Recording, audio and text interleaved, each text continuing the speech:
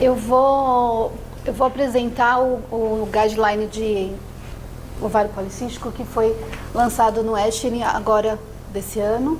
Então ele foi feito por esse centro de pesquisa em ovário policístico, mas a imagem não está boa, mas ele teve a assessoria de praticamente todas as sociedades americanas, europeias, australianas, asiáticas, de endocrinologia e de saúde reprodutiva. Então foi bem completo mesmo. Ele foi apresentado no ESHRE com as recomendações, né, que deveriam ser feitas com todas as pacientes que têm ovário policístico da adolescência à menopausa. Então ele não foi um projeto só de infertilidade. Eles separaram em 5 etapas, em 5 partes. Então, eles estudaram rastreamento, avaliação diagnóstica e risco e fases da vida que o ovário policístico pode estar presente, a prevalência e rastreamento, avaliação diagnóstica do manejo do bem-estar emocional. Então, o guideline tem uma parte bem importante que fala da qualidade de vida, do índice de depressão, da ansiedade, do bem-estar emocional desse grupo de pacientes. Uma parte só sobre o manejo do estilo de vida, o tratamento medicamentoso e a questão da infertilidade. Então ele tem 5 etapas. Ele tem mais de 200 páginas e ele é bem estruturado nessas 5 etapas. Em relação à recomendação, eles utilizaram as recomendações baseadas em evidências, as recomendações pelo consenso clínico e os pontos da prática clínica, que foi a opinião de quem estava estudando isso e que não tem evidências suficientes. Então, quando eles tinham alguma dúvida em relação a algum ponto que não tinha evidência ainda, eles colocavam como pontos de prática clínica, tá? Pode acender de novo, que agora fica mais... Em relação ao screening e o diagnóstico, se baseou um pouquinho no que a gente já tinha de Roterdã. Com a diferença é que foram separados em etapas. Então, a primeira etapa é se existia ciclo menstrual irregular ou hiperandrogenismo clínico, tá? Isso já era um diagnóstico. Caso não tivesse hiperandrogenismo clínico, deve-se pesquisar o hiperandrogenismo bioquímico. E caso apenas se tiver um dos dois, então se tiver apenas ciclo irregular ou apenas hiperandrogenismo, é que se indica a complementação com ultrassom. Então, antes a gente tinha Roterdã, que eram 2 dos 3 critérios, os critérios são os mesmos, só que dessa vez eles fazem separado, eles dão muita prioridade para a parte clínica. Se não houver a clínica, pode ser pesquisada a bioquímica, e se só tiver um dos dois, a gente vai para o ultrassom. E o mais interessante, que eu acho que é uma coisa que devia ser muito divulgada na ginecologia geral, é que não se deve usar o ultrassom de adolescente. Então a gente sempre soube disso, né, que o adolescente não deve ser utilizado o ultrassom dele como critério para diagnóstico de ovário policístico, mas muita gente faz isso ainda. Então a gente tem 90% de ovário policístico em adolescente, quando na verdade o ultrassom nessa faixa etária ele não pode ser considerado, tá? Então a gente usa no adulto, caso a gente tenha apenas um dos 2 critérios para o diagnóstico. E a exclusão de outras causas, que é hipotireoidismo, prolactina, nível de prolactina, Cushing, tumores adrenais, etc. Tá? Então isso que mudou um pouquinho, mas em relação ao Roterdã. Então, o estilo de vida é o que mais se aplica na paciente do ovário policístico. Então, aqui no nosso ambulatório, a gente sempre reforça bastante. É óbvio que a paciente que chega com infertilidade, ela não quer ouvir que ela precisa perder peso, que ela precisa fazer atividade física, ela quer ir para o tratamento. Mas, independente dela ser infértil, querer engravidar, ou ela ainda né, estiver numa fase mais precoce, né, adolescência e jovem, a gente tem que frisar no estilo de vida, pelo risco cardiovascular e pela melhora da qualidade de vida. Então, pensar bastante no comportamento. Então existem metas que você pode traçar, sendo ginecologista da paciente, você pode acompanhá-la semestralmente ou anualmente e tentar convencê-la de que essas mudanças vão melhorar muito a qualidade de vida dela, né? Então ela ter controle do peso, a atividade física, não fumar, né? A perda de peso vai ser importante em todos os aspectos, na ovulação, no risco cardiovascular e na qualidade de vida.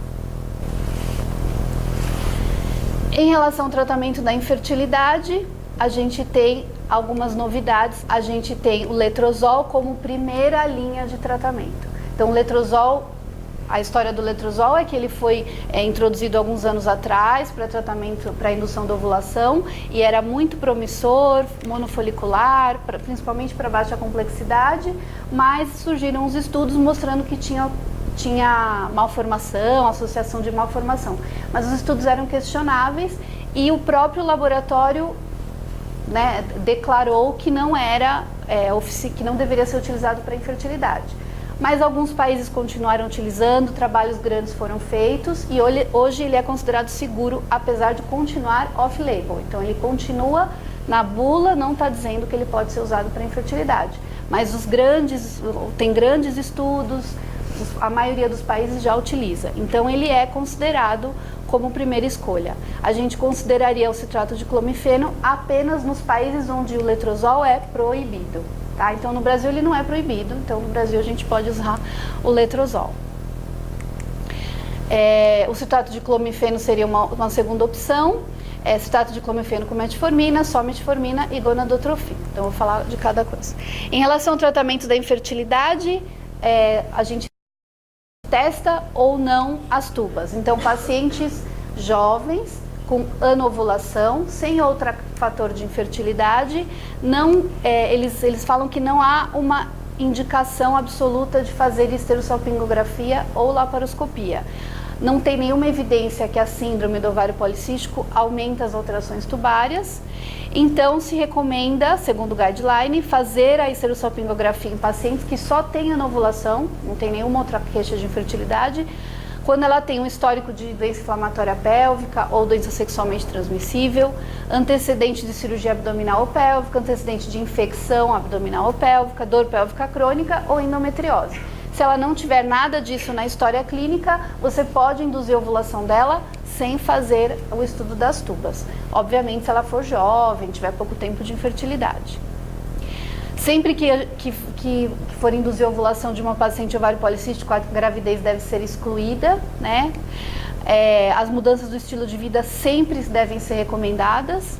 O objetivo da indução tem que estar claro para a paciente que é monoovulação, que a indução da ovulação para uma paciente que só tem a ovulação como infertilidade é ser monoovulação, mesmo ela querendo ter gêmeos, né, trigêmeos, etc. O uso prolongado de indutores da ovulação sem sucesso devem ser evitados, então aqueles protocolos de usar citrato de clomifeno 6 meses, né, 9 meses, 1 ano, são completamente contraindicados.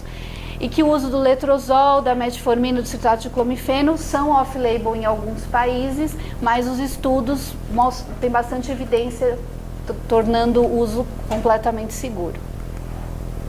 Então o letrozol, como eu falei, é primeira linha, melhor ovulação, gravidez e nascimento. E tem o menor risco de gravidez múltipla em relação ao citrato de clomifeno. O citrato de clomifeno pode ser usado quando o letrozol é contraindicado, né? Ele aumenta a ovulação, tem boas taxas de gravidez, mas ele tem maior risco de gravidez múltipla. A metformina pode ser usada junto ou separadamente, porque ela melhora a ovulação, mas a paciente deve ser informada que existem melhores medicações. Então, todo o guideline fala sempre de você informar a paciente o que você está fazendo. Então, não simplesmente eu escolhi o letrozol e eu quero o letrozol, mas eu tenho que explicar para ela que o letrozol pode ser off-label, mas ele é seguro, existem evidências clínicas. Quando eu dou a metformina isoladamente, então antes da paciente procurar um médico de infertilidade, se dá a metformina para ela ver se ela melhora a ovulação, eu posso fazer isso para ela, mas eu preciso dizer que existem agentes indutores da ovulação de verdade, tá? E que o citrato de clomifeno, quando combinado com a metformina, deve ser sempre cogitado em pacientes obesas. Então, o IMC maior de 30, você não precisa fazer nenhum teste, introduz a metformina, tá? Em relação às gonadotrofinas, elas são segunda linha, tá? Principalmente se a gente for utilizar, principalmente não, mas quando a gente vai utilizar a indução da ovulação em pacientes sem fator de infertilidade, para baixa complexidade. Então a gonadotrofina é uma segunda linha, ela só pode ser considerada a primeira linha se eu tiver um controle ultrassonográfico.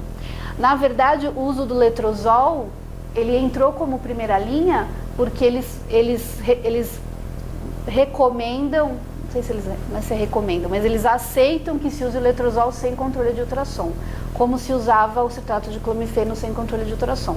Então, se não for um médico experiente que tem acesso ao ultrassom, o letrozol também se torna a primeira escolha. Se eu usar a gonadotrofina, eu não posso usá-la em hipótese alguma sem o controle de ultrassom, principalmente pelo risco da gestação múltipla. E usada em segunda linha caso haja resistência ao citrato de clomifeno, ao letrozol, às medicações de primeira linha. Ele tem sempre que ser avaliado custo, disponibilidade, expertise do médico que vai fazer uso que vai utilizar, vai indicar a gonadotrofina, uso da ultrassonografia obrigatória, utilizar sempre baixas doses com o objetivo do ciclo monofolicular e esclarecimento do risco da gravidez múltipla. Em relação à cirurgia videolaparoscópica, ela também é segunda linha junto com a gonadotrofina e em pacientes anovuladoras que não responderam ao citrato de clomifeno.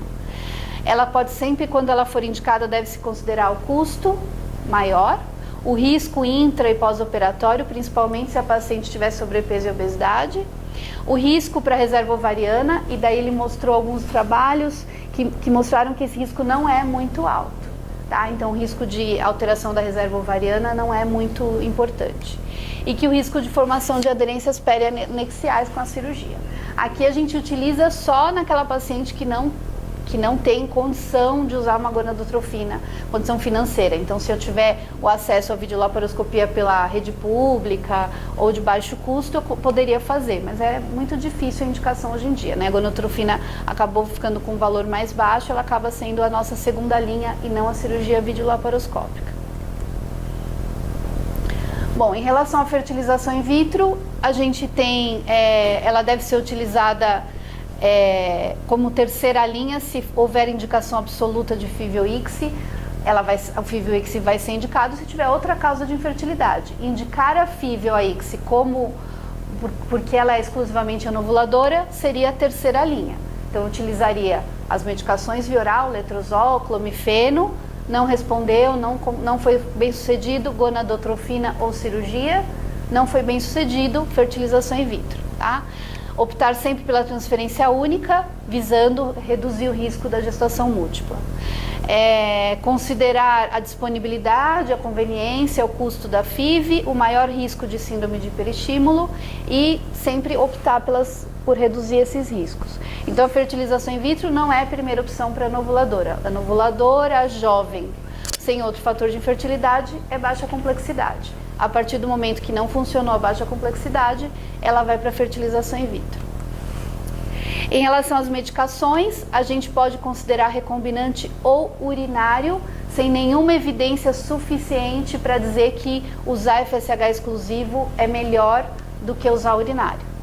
Ele só não recomenda usar o LH recombinante. Então, se tem uma paciente se eu posso utilizar um recombinante que tem sempre um pouco de LH, um pouco de AMH, não tem problema. O que tem problema é usar o LH recombinante mesmo, tá? Que a gente nem costuma utilizar.